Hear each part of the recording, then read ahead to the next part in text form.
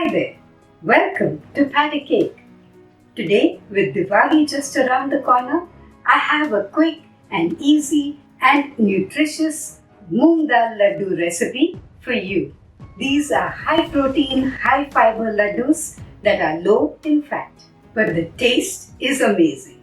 Now, let me show you how to make Halwai style Moong Dal Laddus with boora sugar and in no time. So, let's start making these Diwali treats. And yes, I have a whole lot of useful tips for you, so keep watching. The recipe we are making today is a quicker version of the traditional one, which involves soaking the moong dal for a few hours or overnight. What we will do is just wash the moong dal well, dry it out a bit and then dry roast it. This is 1 cup or 200 grams of moong dal. I'll rinse this thrice and be back. After washing the dal thrice, we'll now let it drain on a strainer for 2 to 3 minutes. Let the excess water drain away and then transfer the dal to a clean and dry kitchen towel. I'll rub and dab the dal with another towel to remove some more of the moisture. The dal is only slightly moist now. Let's transfer it to a non-stick pan and dry roast it with constant stirring on medium heat for around 4 minutes. And then on low heat for another 4 minutes. Till the dal changes color and gets a reddish brown tinge and the dal grains are crisp. You could bite a grain of dal to confirm this. But see that you don't over roast the moong dal. That would make it too dry. After 8 minutes of roasting, I'll now turn off the heat. We let the roasted dal cool to almost room temperature and then transfer it to a grinder jar and grind it to a fine flour. It's just very slightly grainy. Next, let's prepare a special ingredient that will not only make the laddus tasty but also help in reducing the amount of ghee in the recipe. The special ingredient could be milk cream, mawa or milk. I'll prepare thickened milk by mixing a quarter cup of milk powder with half a cup of warm milk.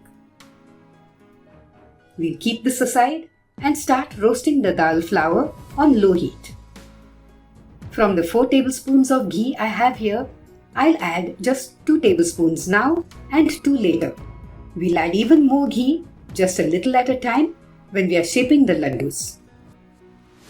We have to roast the moong dal flour carefully on low heat for around 5 minutes so that it gets well roasted in the ghee. And yes, if you don't add any of the 3 special ingredients I mentioned earlier, you could end up adding around half a cup or more of ghee in this recipe. Now let's add our special ingredient. Actually, on second thoughts, I increased the quantity of the thickened milk by adding in 2 more tablespoons of milk powder and a quarter cup of milk. So we now have around 3/4 of a cup of thickened milk. I'll turn off the heat and add just half of it first. Let's mix it into the flour so the moong dal flour can absorb it and get moistened. Let's add the remaining thickened milk. Mix everything. Turn on the heat again and continue with the slow roasting on low heat for around 2 minutes. Now let's add the remaining 2 tablespoons of ghee. The roasting is giving off such a nice aroma. This is done. Now let's add a quarter cup of chopped almonds that I had roasted before chopping them and mix them in. And then take the pan off the stove. Let's add half a teaspoon of ground cardamom for flavor. And let the mixture cool a little. But while it is still somewhat hot, we have to add the boora sugar or recrystallized sugar, which is specially used in mithais to make them tastier and is also called tagar. I make this at home, but to keep the video from getting too long, I'm not showing you how to make it, though it's easy to make. Anyway, it's readily available in stores and online and costs just a little more than regular sugar. We are using 200 grams or 1¼ cups of boora. And if you can't find it, just use 200 grams of powdered granulated sugar. But if any of you want to learn how to make boora at home, let me know through the comments box, okay? The boora may have a few soft lumps. Just break them. An important point to remember is that Moong Dal Laddus have to be shaped when the mixture is still nice and warm, not barely lukewarm. Once the mixture cools, the laddus won't form. The mixture seems too dry, so I'll mix in 1 tablespoon of ghee. I think it could do with 1 more tablespoon. I'll transfer the mixture to a bowl and check it. Yes, the mixture can now be shaped. You could add around ½ tablespoon more of ghee if you want, but I'm stopping right here. Let's shape some laddus. In all, I've added only 6 tablespoons of ghee.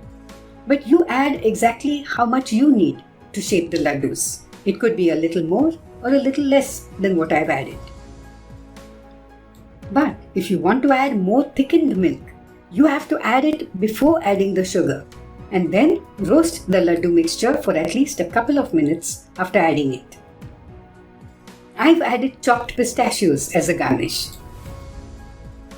Here are the first few laddus I made. I'll now continue making the rest. These laddus are delicious and easy to prepare. Let me break one open and taste it. Wow! The thickened milk has made these laddus even tastier. If you want to make something nutritious this Diwali, today's recipe is a great choice.